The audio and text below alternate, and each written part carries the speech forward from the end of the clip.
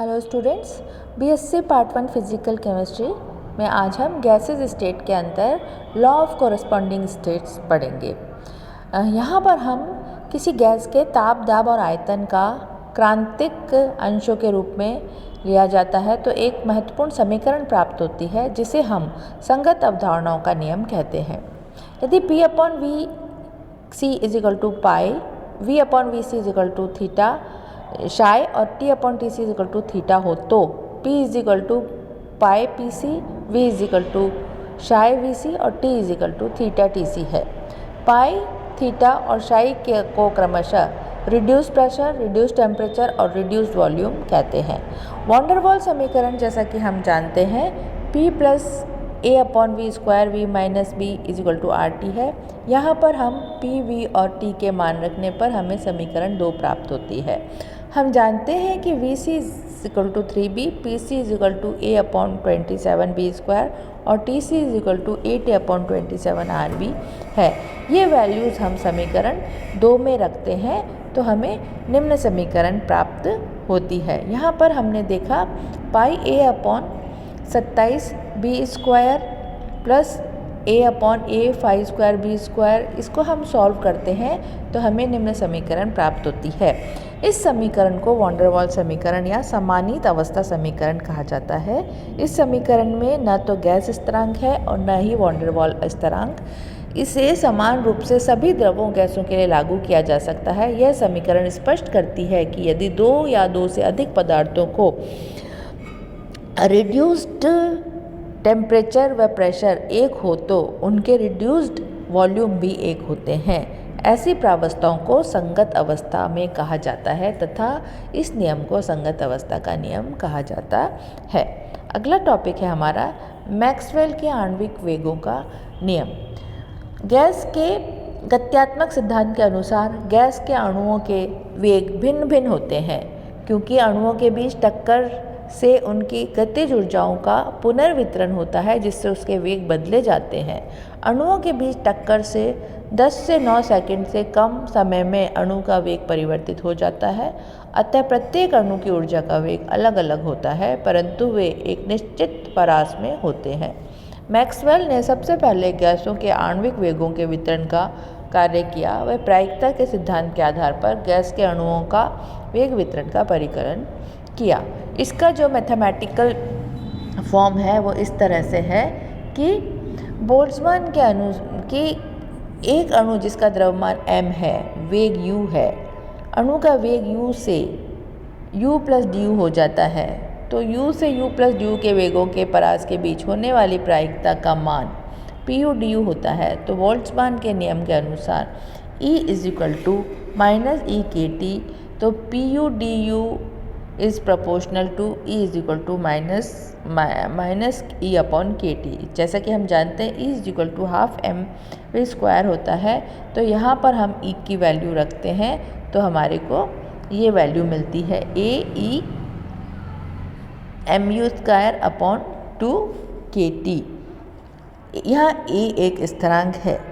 यदि कुल प्रायिकता का मान 1 हो तो इस समीकरण को सॉल्व करने पर हमको P U D U is equal to A अवकलन करके E M U square 2 upon 2m D U is equal to 1। तो यहाँ पर हम m upon 2 K T is equal to A, तो यहाँ पर हम वैल्यू रख देते हैं a e पर, यहाँ जो 2 के टी की उसकी जगह हमने a रख दिया।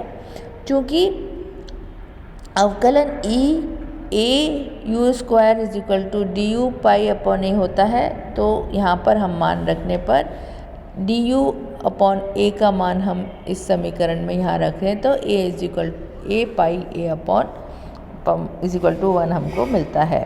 तो A is equal to A upon pi होता है। तो A is equal to M upon 2 pi K T समीकरण 3 का मान समीकरण 1 में रखने पर, यहाँ से जो हमको a का मान मिल रहा है उसको हम समीकरण 1 में रखते हैं तो हमको समीकरण 4 प्राप्त होती है। ये समीकरण 4 एक विमेय योगों के वितरण के व्यक्त करती है। यदि वेग का वितरण 3 दिशाओं में हो u v w तो p is equal to P U P V P W, P U du dot P V D V dot P W D W is equal to M upon 2 pi K T half E, M की जगह हम यहाँ पे you V W तीनों वेग का जो अंतर है उसमें व्यक्त करेंगे। तो इस तरह से लिखेंगे, यदि c is equal to C plus C D परास वाले वेग के अणु आयतन वाले गोल में स्थित हों तो P C D C is equal to M upon 2 pi K T half dot C E M C square upon K T D C. यहाँ पर C square is equal to U square plus V square plus W square है, तो जो कि value यहाँ पर जो थी उसको हमने यहाँ पर सी स्क्वायर लगाया है। ये समीकरण 5 मैक्सवेल के आणविक वेगों के वितरण के समीकरण कहलाती है। यहाँ पर हम D C P D C upon N है, ये कुल एन अणुओं का वह भाग है जो कि सी से सी प्लस डी सी के बीच में होता है।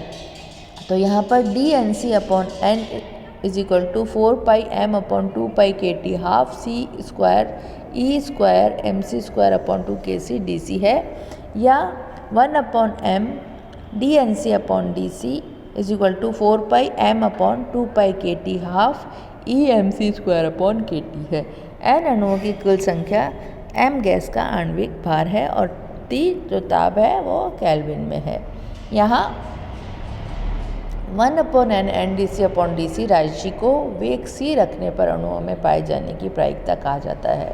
इस समीकरण के महत्व को स्पष्ट करने के लिए किसी निश्चित ताप पर प्रायिकता 1 upon N D N C upon D C तथा वेग सी के बीच में आरेख खींचते हैं हम, तो हमको ये आरेख प्राप्त होता है। इसे हम मैक्सवेल ऊर्जा वितरण का आरेख कहते हैं। इस वक्र में मुख्य गुण क्या है? वक्र के नीचे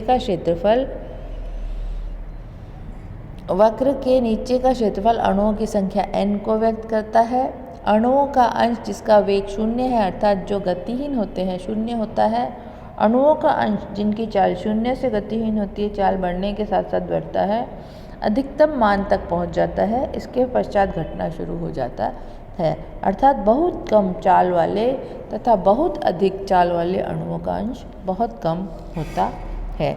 यह चाल का वेग जिस पर अणुओं का अंश सर्वाधिक होता है इसे सर्वाधिक समबाह्य चाल का वेग कहा जाता है। मैक्सवेल के वेग वितरण का ताप पर प्रभाव। जैसे जैसे ताप बढ़ता जाता है अणुओं के प्रायिकतम वेग में वृद्धि होती है। ताप बढ़ने के साथ साथ वक्र चपटा होता जाता है तथा प्रायिकतम वेग वाले अणुओं की संख्या घटती जाती है। तो हमने यहाँ पर देखा अणुओं का वह अंश जिसमें सर्वाधिक संभाव्य वेग होता है ताप में वृद्धि के साथ साथ घटते जाते हैं। मैक्सवेल के वेग पर यही ताप का प्रभाव होता है। आणविक वेगों की गणना करना।